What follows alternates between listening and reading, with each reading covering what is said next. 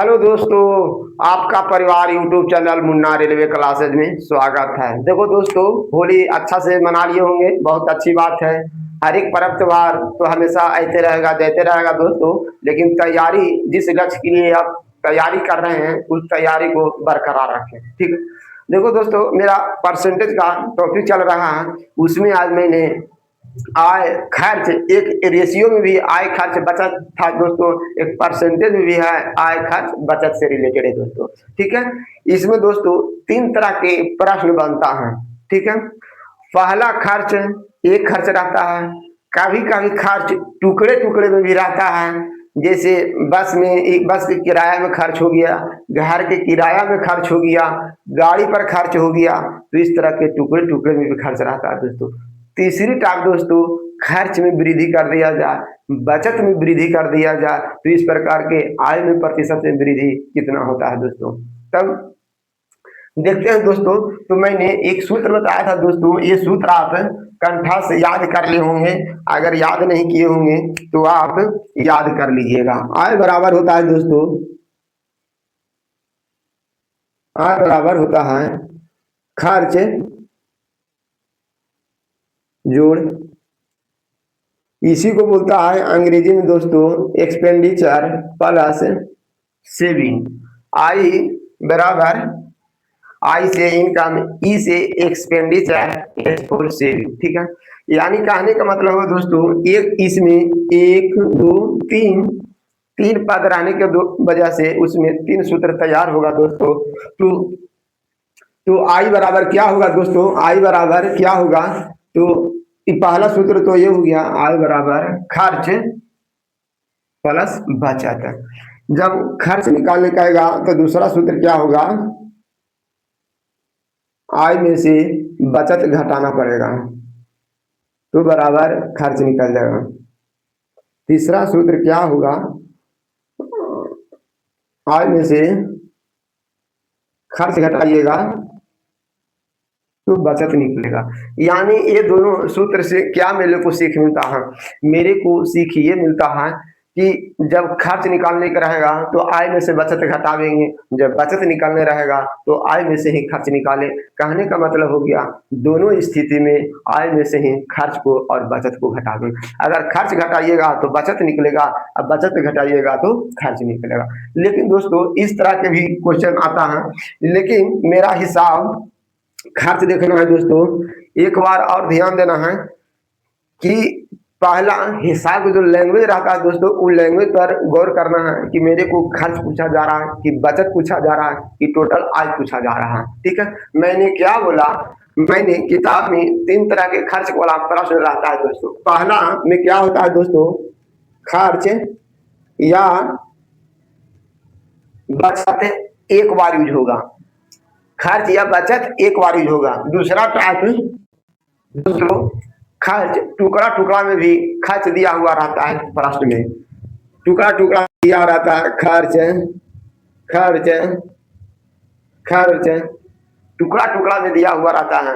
जैसे घर के किराया में खर्च हो गया, बस के किराया में खर्च हो गया, भोजन के खर्चे में हो गया। तो इस तरह के टुकड़े टुकड़े में ज्यादातर खर्च रहता है दोस्तों, बचत हमेशा एक ही बार जो होता है खर्च रहता है। तीसरा प्रकार के होता है दोस्तों, तीसरा टाइप आता है कि खर्च में इतना वृद्धि कर दिया जाए, आय में इतना परसेंटेज की वृद्धि कर दिया जाए, तो बचत में कितना प्रतिशत की वृद्धि होगा और कमी होगा।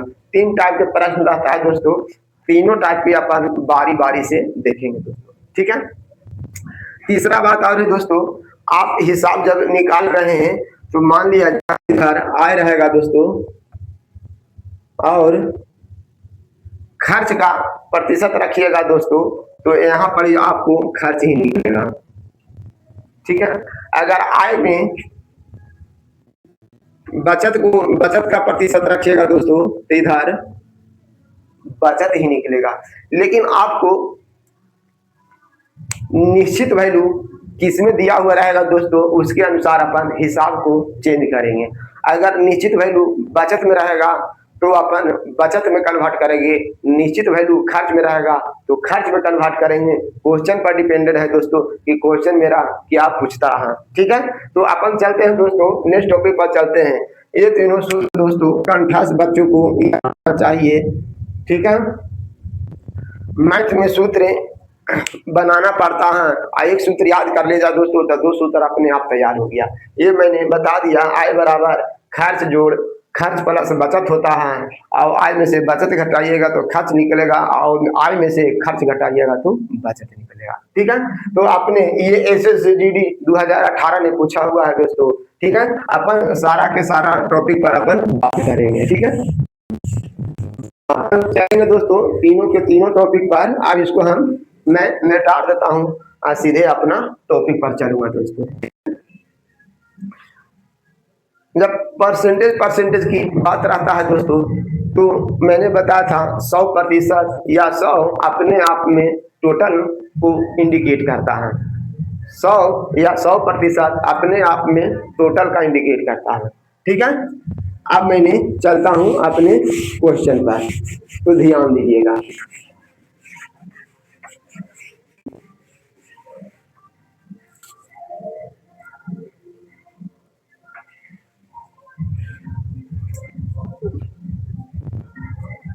ये बोल रहा है दोस्तों, ध्यान दीजिएगा,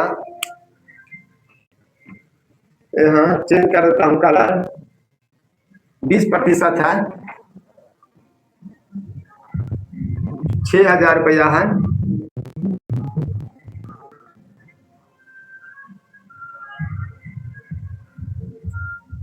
देखिए, ये अपने मासिक वेतन का 20% बचाता है, तो उसके मासिक व्यय का अर्थ खर्च होता है, 6,000 रुपया है, तो उसकी मासिक बचत क्या होगा। दोस्तों मैंने ये बोल रहा हूं कि एक क्वेश्चन मेरा किसमें दिया हुआ है दोस्तों, ये क्वेश्चन मेरा किसमें दिया हुआ है, ये निश्चित वैल्यू दोस्तों खर्च दिया हुआ है, अब परसेंटेज अपना बचत दिया हुआ है दोस्तों, तो पूछ रहा है मासिक बचत कितना होगा।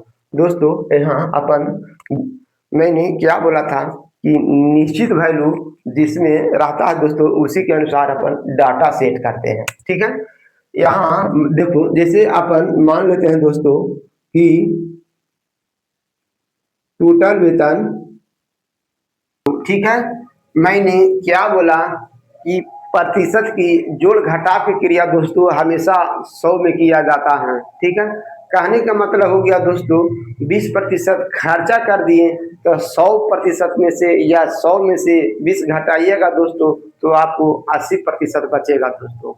वैसे ही 70% खर्चा हो गया दोस्तों, तो आपको समझना पड़ेगा कि मेरे पास 100% रुपया 100% वो चीज था, जिसमें 70 खर्चा हो गया, तो बचा कितना, 30% बचा दोस्तों।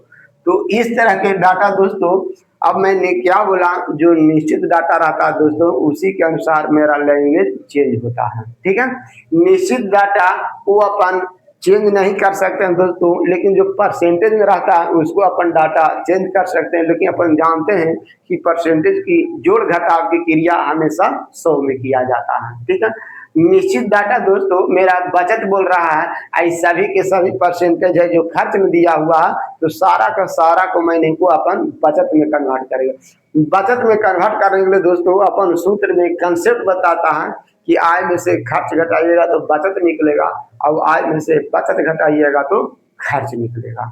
ठीक है, तो इस तरह से अपन डाटा जैसे जैसे कहेगा लैंग्वेज वैसे वैसे अपन सेट करता हूं दोस्तों। यहाँ प्रश्न बोल रहा है कि कुल आय कितनी है, ये SSGD 2016 में पूछा गया है दोस्तों। ठीक है, तो x बराबर मैंने मान लिया कि आप अपना पॉकेट से समझिए, अपने ऊपर लीजिए कि 20% मकान के किराए में खर्चा हो गया दोस्तों, तो घटाव प्रतिशत में घटाव जोड़ की क्रिया हमेशा 100% में करते हैं या 100 में से करते हैं, तो 20% मकान में दे दिए दोस्तों, तो अपने पास बचा 80%। ठीक है, तो डायरेक्ट अपन लिखेंगे 80% बचा। ठीक है, फिर लिखा हुआ दोस्तों 80% बचे के मतलब 80 रुपया शेष बचा, और फिर वही बोल रहा है शेष का, तो का के मतलब गुना हो गया, फिर हुआ 70%, फिर खर्चा हो गया, तो मतलब 30% अभी फिर बच रहा है, तो 30% यहाँ लिखेंगे दोस्तों। ठीक है। 30%। अब मेरा बचत कितना दिया दे रहा है दोस्तों, बचत मेरा दिया हुआ 3600 रुपया, यानी ये भी बचत है और बचत की राशि ये भी है। बचत इस तरफ है, बचत इस तरफ है, मेरा डाटा सेट हो गया। ठीक है। अब जैसे जैसे बोलता है दोस्तों वैसे वैसे इसको अपन सोल्व करूंगा। x का 80/100, 30/100 बराबर 3600। अब इसको काट छाट कीजिए दोस्तों, 10 10 0 खत्म हो गया। ठीक है, एक खत्म हो गया दोस्तों, भारतीय 36 ये भी खत्म हो जाएगा। 2 चौवा 8, 25 चौका 100 हो गया। तो ये भी अगर काटिएगा दोस्तों तो ये भी 6 से काट जाएगा, 600। तो बचा कितना डाटा, बचा कितना 25 गुने 600 गुना कीजिएगा तब 25 का 150। ये ऑप्शन नंबर कितना हो गया,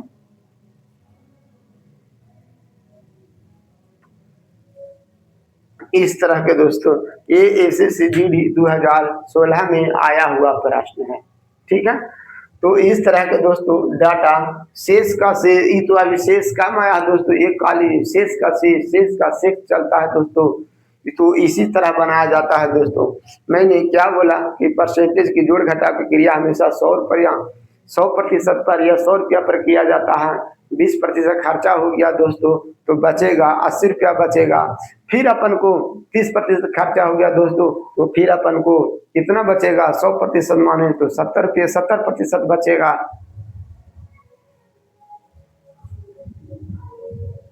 बाकी मेरा निश्चित वैल्यू बचत है, जो निश्चित वैल्यू में था दोस्तों, तो उसी के अनुसार मैंने डाटा को सेट किया।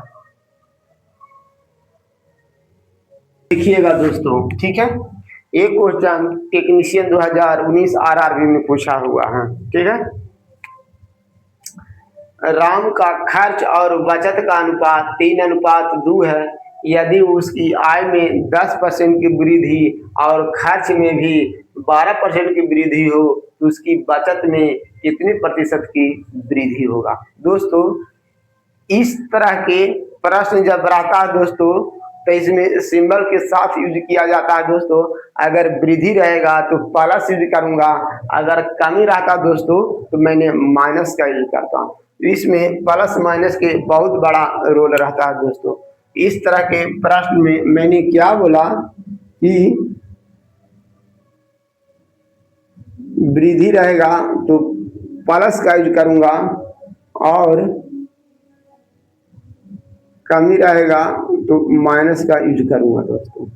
ठीक है, सबसे पहले मैंने क्या तो बोल रहा, आय बचत खर्च तीनों का रिलेशन बनेगा दोस्तों। आय बराबर क्या होता है, खर्च, पहले क्या लिखा हो खर्च, और अपन को मालूम है दोस्तों आय बराबर खर्च प्लस बचत को दोनों जोड़ते हैं तो आय निकलता है। जैसे जैसे डाटा दे रहा है दोस्तों उसको डाटा अपन को फिर करूंगा। डाटा मेरा यहाँ दिया हुआ है, पहले खर्च फिर बचत, 3 दिया हुआ है खर्च, अब बचत हो गया 2। ठीक है, अब तीनों के खर्च और बचत जोड़ते हैं दोस्तों तो सूत्र से, कंसेप्ट से मेरा आय निकलता है। 3 और 2 5 निकल गया। ठीक है, अब डाटा जैसे जैसे कहेगा दोस्तों, ये वृद्धि बोला, जब वृद्धि रहेगा तो प्लस का यूज करूंगा, कमी रहेगा तो माइनस का यूज करूंगा, कैसे तो ध्यान दीजिएगा। ठीक है, यहाँ बोल रहा है आय में 10% वृद्धि हुआ है तो आय मेरा इस तरफ है दोस्तों, इसमें मैंने लिखूंगा 10%। ठीक है, जैसे जैसे डाटा बोलेगा दोस्तों वैसे सेट करना। खर्च में भी 12% की वृद्धि हुआ तो खर्च यहाँ है दोस्तों, तो खर्च मैंने यहाँ लिखा 12%। फिर बोल रहा है बचत में कितने प्रतिशत की वृद्धि हुआ, बचत में कितने प्रतिशत की वृद्धि हुआ मालूम अपन को नहीं है, उसको मैंने 1 माना। ठीक है, अब इसको क्या करना है दोस्तों, इसको कुछ भी नहीं करना, सामने सामने वाला को गुना किया जाता है दोस्तों। तो सामने सामने वाला को गुना करेंगे तो कितना आएगा, 50। इसको भी गुना करिएगा दोस्तों, इसको गुना कीजिएगा तो 36 हो गया। 36% प्लस ये हो गया 2 और 1 से गुना कीजिएगा तो 2x% हो गया दोस्तों। ये बराबर का सिंबल चल रहा है दोस्तों, ये बराबर का सिंबल चल रहा है। हाँ, तो इस तरफ आएगा, इसीलिए मैंने बोला अगर यहाँ माइनस रहता दोस्तों तो इधर प्लस आ जाता है। ये 36 है दोस्तों, ई पटी तो ई पटी आएगा तो माइनस में हो जाएगा। तो अब घटा देते हैं डायरेक्ट, 50 में से 36 गया तो कितना बचेगा दोस्तों, 14। इसको काटिएगा तो 7 आया दोस्तों 1 से, यानी x बराबर 7%। तो x बराबर 7 कहाँ लिखा हुआ है, ऑप्शन नंबर ए में।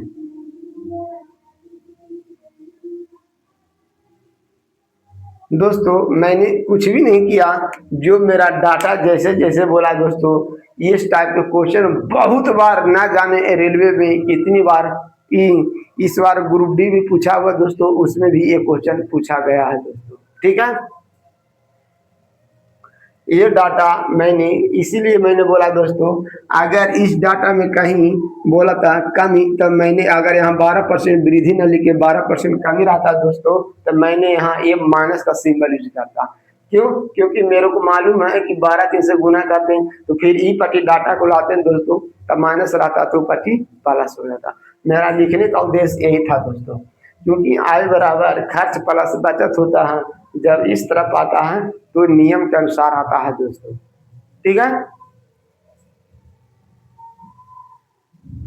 जैसे जैसे डाटा बोला वैसे वैसे डाटा मैंने सेट कर दिया। 75% खर्च करता है और शेष बचा लेता है, उसकी आय में 20% की वृद्धि हो जाने पर अपने खर्च में 10% वृद्धि होती है।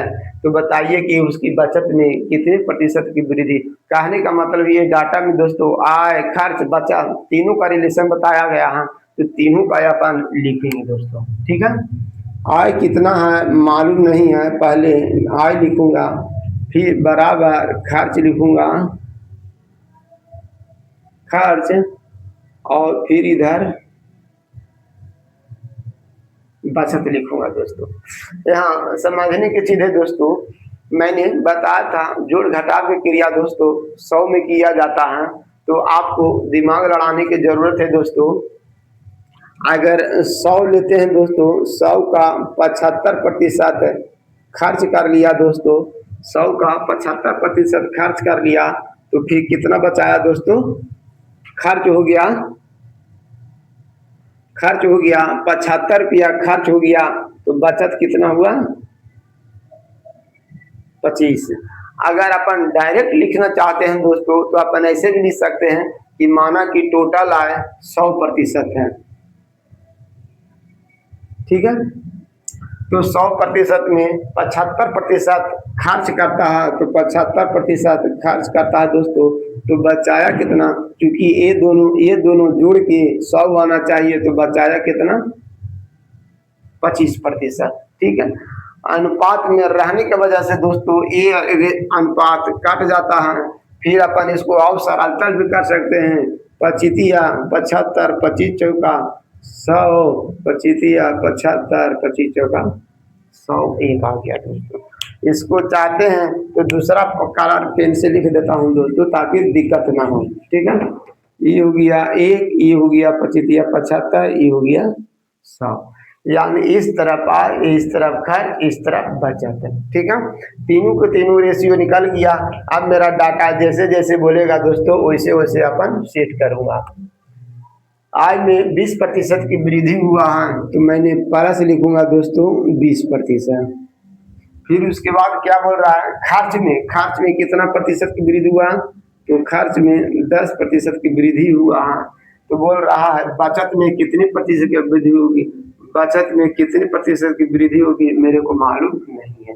इसको गुना कीजिए तो कितना आ जाएगा, 20 80 आएगा, इसको गुना कीजिए तो ये हो जाएगा बितिया 60, गतिया 30, इसको गुना कीजिएगा, इसको जोड़ दीजिए, एक एक से गुना कीजिएगा तो एक से आएगा।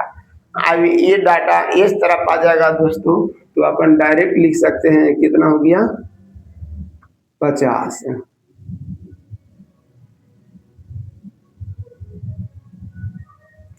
एक एक से गुना करेंगे तो 1% आए दोस्तों, तो ये करके यानी प्रतिशत में कितना वृद्धि हो गया, ये 50%। ऑप्शन नंबर सी हो गया दोस्तों, ठीक है।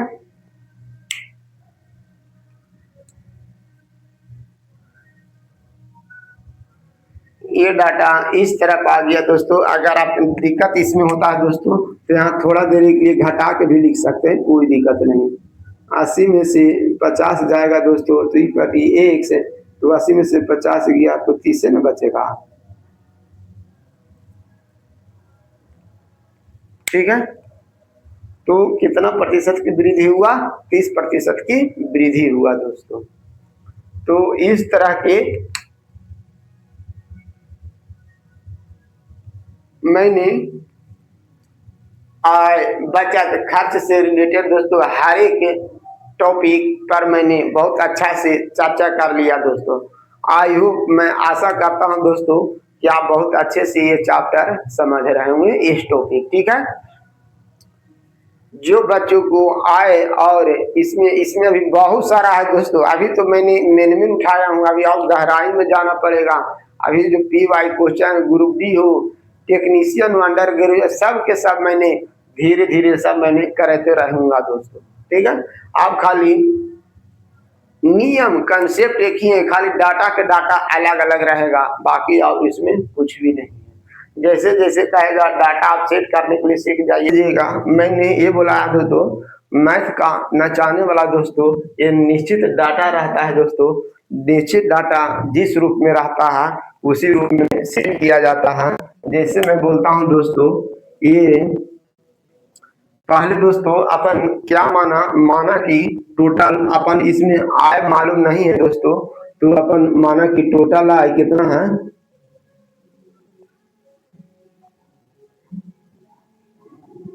100% है दोस्तों, 100% है, ठीक है।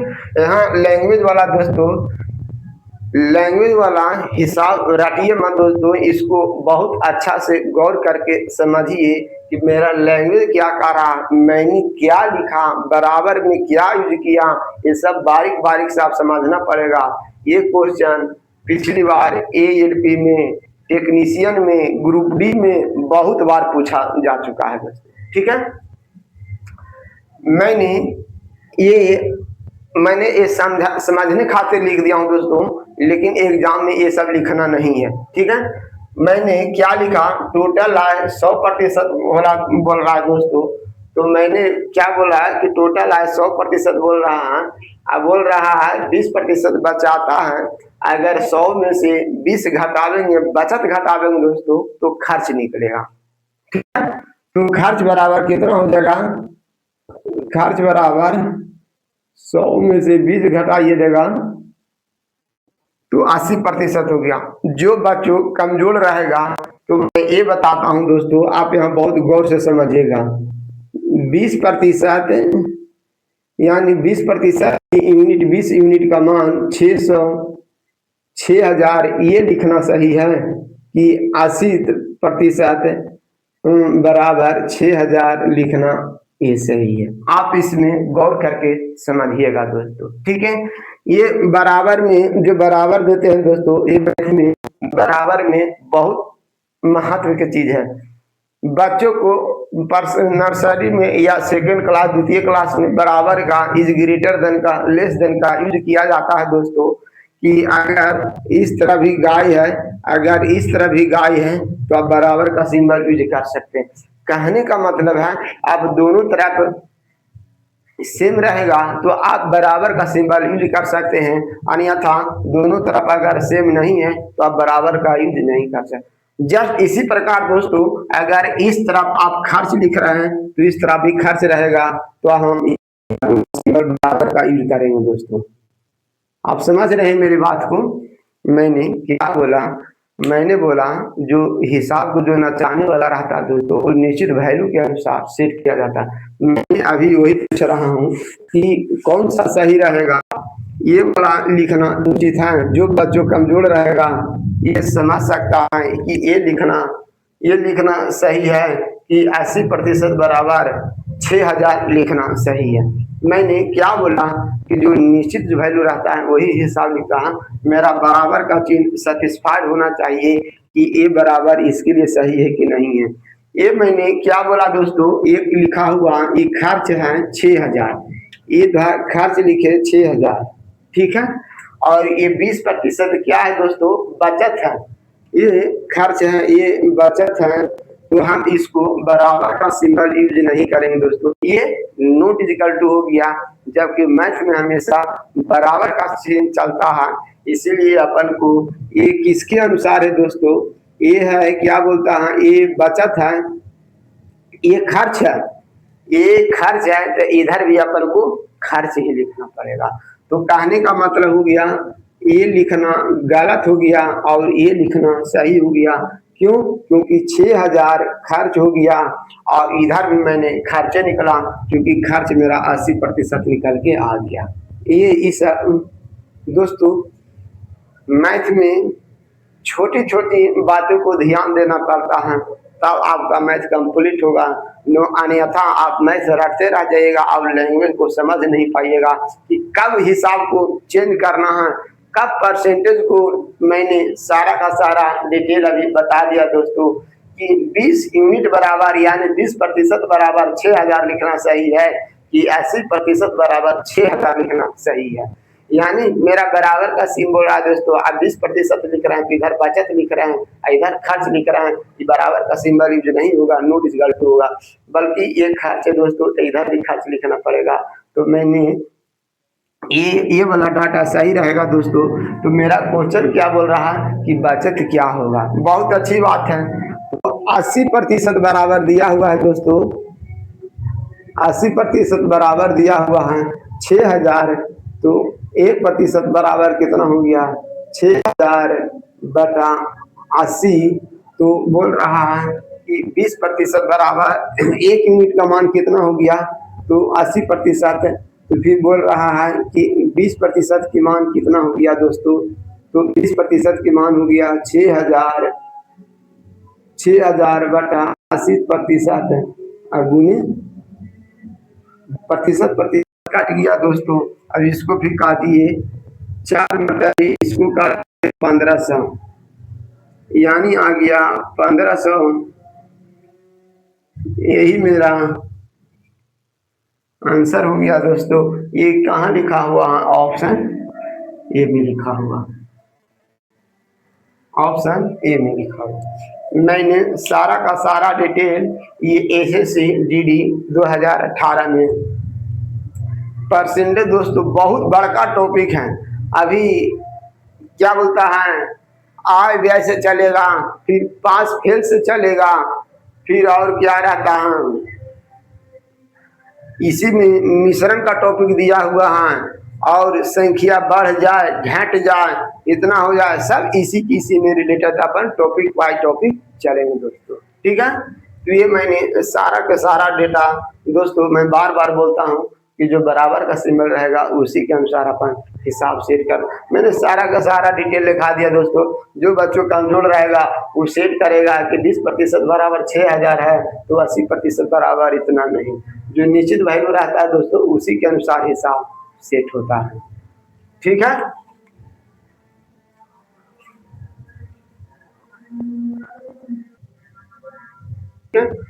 जैसे जैसे बोल रहा है वैसे वैसे लैंग्वेज डाटा को अपन सेट करेंगे, फिर अपन आगे बढ़ेंगे। एक आदमी अपनी आय का 24% मकान के किराए पर एक टुकड़े टुकड़े वाला खर्च है दोस्तों, ठीक है। टुकड़े टुकड़े वाला मैंने बताया था, खर्च एक सिंगल खर्च भी हो सकता है, खर्च टुकड़े टुकड़े में भी हो सकता है, ठीक है। एक आदमी अपनी आय का 24% मकान के किराए पर खर्च करता है, 62% अपने परिवार पर खर्च करता है, शेष आय की बचत करता है। यदि उनकी बचत 6300 रुपया है तो उसकी कुल आय कितनी है। दोस्तों, ये डाटा मैंने पढ़ते के साथ मेरे को दिमाग में आ गया कि ये बचत दिया हुआ है, तो मैंने सभी परसेंटेज को हल करके यानी अपन बचत में परसेंटेज को लावेंगे दोस्तों। ठीक है, तो सबसे पहले दोस्तों इसमें आदमी की आय मालूम नहीं है दोस्तों, तो सबसे पहले टोटल आय मानना पड़ेगा।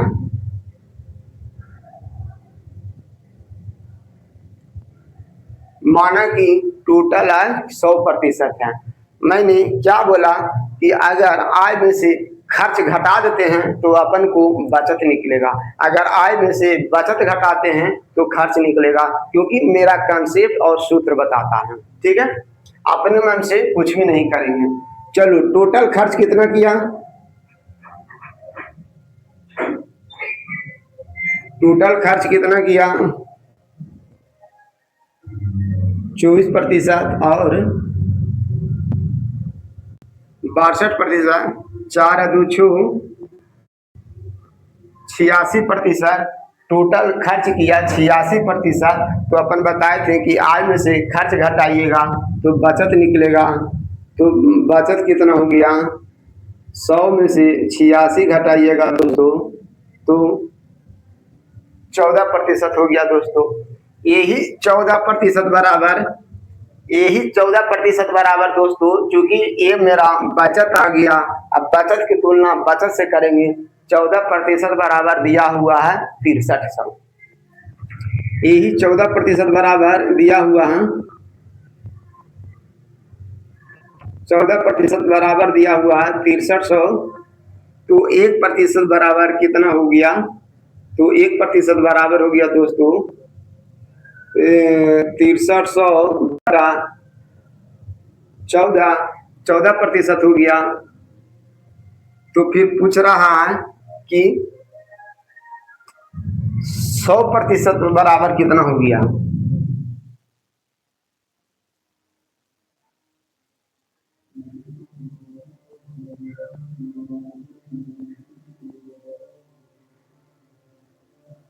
आप बोलो 100% क्यों बोला, क्योंकि मेरा हिसाब मांग रहा है कि उसकी आय कितनी है। आय के मतलब दोस्तों 100 यूनिट का मान निकालना है। यानी अगर अपन समझे तो 14 यूनिट के मान 6300 दिया हुआ है, तो 1 यूनिट का मान इतना, तो 100 यूनिट का मान इतना हुआ दोस्तों।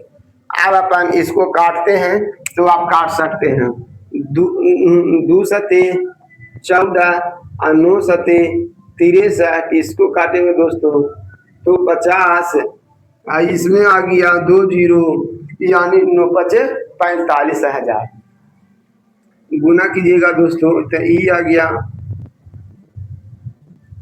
45,000। यही मेरा आंसर हो गया। 45,000 कहाँ है दोस्तों, ऑप्शन नंबर सी में है, ऑप्शन नंबर सी में। तो इस तरह के दोस्तों डाटा सेट करना पड़ता है। आराम आराम से जो बच्चों, जो मित्रों को अगर इसमें दिक्कत होता है तो मैंने एक ही बार बोलता हूँ, जो निश्चित डाटा रहता है मैंने चाहता तो 86% बराबर 63 क्यों नहीं लिखा, 86% बराबर 63 मैंने क्यों नहीं लिखा। मैंने इसीलिए नहीं लिखा कि 86 है जो खर्च है और निश्चित वैल्यू है बचत है, तो खर्च और बचत अपन बराबर नहीं कर सकते हैं। यानी कहे का मतलब है दोस्तों, निश्चित वैल्यू जिस यूनिट में रहेगा, जिस इकाई में रहेगा, परसेंटेज को उसी इकाई में अपन कन्वर्ट करते हैं। निश्चित यूनिट 6300 है जो बचत में दिया हुआ, इसीलिए मैं खर्च की सहायता से आय दिया हुआ है, मैं दोनों के सहायता से बचत में कन्वर्ट किया। ठीक है, यही सबसे बेस्ट मेथड है दोस्तों इस तरह के लैंग्वेज को हल करने में। अगर आप ये क्वेश्चन को, डाटा को सेट करने के लिए सीख जाइए, एसएससी 2016 में पूछा हुआ है दोस्तों। ठीक है, ये मैंने जैसे जैसे डाटा कहता है दोस्तों वैसे वैसे डाटा को सेट किया करो, और बाकी इसमें कुछ भी नहीं है। तो ऑप्शन नंबर ऑप्शन नंबर कितना हो गया, ऑप्शन नंबर सी हो गया, ऑप्शन नंबर सी हो गया 45,000 रुपये।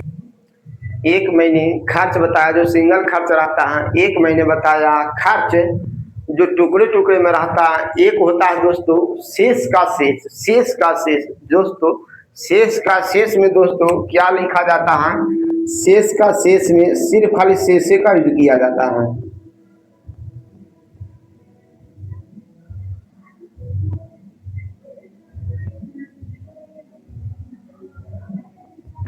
कहने का मतलब हो गया दोस्तों जितनी बार शेष वर्ड का यूज होगा उतने बार अपन शेष का यूज करेंगे, ठीक है। कहने का मतलब हो गया एक आदमी ने 20% खर्चा किया तो उसके पास बचा कितना दोस्तों 80%। फिर 80 का 70 पर शेष, वहां शेष लिखा रहता दोस्तों। एक आदमी ने 20% खर्च किया, शेष का फिर 70 पर शेष का यानी पहले का शेष, पहले का शेष मतलब होता है दोस्तों कितना बचा। तो 20% खर्चा कर दिया तो उसके पास 80% बचा, फिर 80% का 70% खर्च कर दिया तो बचा कितना 30% बचा दोस्तों। तो इस तरह के शेष का शेष रहता है दोस्तों। तो शेष गुने शेष मल्टीप्लाई में लिखा जाता है दोस्तों। जैसे मैं एक क्वेश्चन बताता हूं दोस्तों, क्या बता रहा है, क्या पूरे अपनी आय का 20% मकान के किराए के रूप में खर्च करता है और शेष का देखो शेष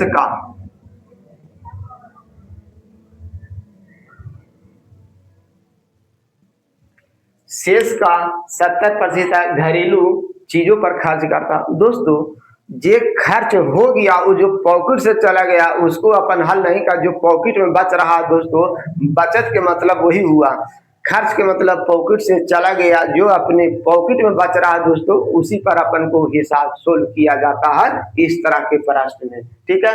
शेष का 70% घरेलू चीजों पर खर्च करती है। यदि देखो यही फिर निश्चित वैल्यू, देखो निश्चित वैल्यू मेरा बचत में दिया हुआ है दोस्तों, तो मैं सारा के सारा डेटा परसेंटेज को मैं बचत में कन्वर्ट करूंगा। बचत का मतलब शेष वही हुआ दोस्तों, 70% खर्च हुआ, बचा जो बचा रुपया रहेगा। जैसे मैंने यहाँ लिखता हूँ दोस्तों, क्या बोल रहा है कि कुल आय क्या है, कुल आय क्या है, तो अपन एक लाइन में भी लिख सकते हैं दोस्तों, कोई दिक्कत नहीं है, ठीक है। यहाँ ध्यान दीजिए, माना कि कुल आय x है। अब यहाँ देखते हैं दोस्तों 20% खर्चा कर दिया तो बचा कितना 80% बचा दोस्तों, 80% बचा। चलो पहले जैसे जैसे डाटा कहेगा दोस्तों वैसे वैसे पहले अपन सेट करेंगे। 80% बचा। फिर लिख रहा है किराए के रूप में खर्च करता है शेष का, तो शेष के मतलब 20 खर्चा हो गया तो शेष बचा 80, और का के मतलब होता है गुना। तो एक बार मैंने फिर गुना किया, फिर बोल रहा है 70% पॉकेट से फिर चला गया तो पॉकेट में बचा कितना 30% है, ठीक है। ये भी बचत आज जो निश्चित वैल्यू दिया हुआ है दोस्तों, ये भी दिया हुआ है, बचत ही दिया हुआ है दोस्तों। आप गौर से लैंग्वेज को पढ़ें और आगे बढ़ें। ये भी बचत मैंने ये भी बचत किया दोस्तों। मैं अपने मन से कुछ भी डाटा सेट नहीं किया, जैसे जैसे लैंग्वेज बोलता है वैसे वैसे मैंने डाटा को सेट किया और आगे बढ़ा, ठीक है। मेरा हिसाब ये लैंग्वेज वाला समझने की चीज है दोस्तों। बचत शेष के मतलब हो गया दोस्तों, आपके पास 100 रुपया ने 20 रुपया बचत खर्चा कर दिए तो आपके पॉकेट में कितना बचा 80 रुपया बचा। फिर बोल रहा का शेष का के मतलब मैथ में गुना होता है दोस्तों, तो फिर मैंने मल्टीप्लाई दिया। फिर बोल रहा है कि अभी आपने 70% खर्चा कर दिया तो आपके पॉकेट में कितना बचा 30% बचा होगा। ऐसा क्यों किया दोस्तों, मैंने 70% ही क्यों नहीं लिखा। अगर 70% लिखा दोस्तों तो खर्च लिखा था, लेकिन मेरा जो निश्चित डाटा दिया हुआ है दोस्तों बचत में दिया हुआ है, इसीलिए मैंने 70 को हटा के अपन 30% लिखा दोस्तों, ठीक है, ये भी बचत हो गया दोस्तों, ये भी बचत हो गया, इधर भी बचत हो गया। अब मैं ये डाटा को सोल्व करूंगा दोस्तों। ये एक्स क्या है दोस्तों, एक्स मैंने माना कि टोटल आय था, ठीक है। तो एक्स का 80% बराबर 100 हो गया। हाँ 80/100 हटाइएगा तो इसका भी हो गया 30/100 बराबर 1800। 101010 खत्म हो गया दोस्तों, ठीक है। अब ये हो गया 3×6 = 18, फिर ये हो गया 2×4 = 8, 25×4 = 100, 2×6 = 300। फिर एक्स बराबर कितना हो गया, एक्स बराबर हो गया 25×300, तो 25×75। ऑप्शन नंबर कितना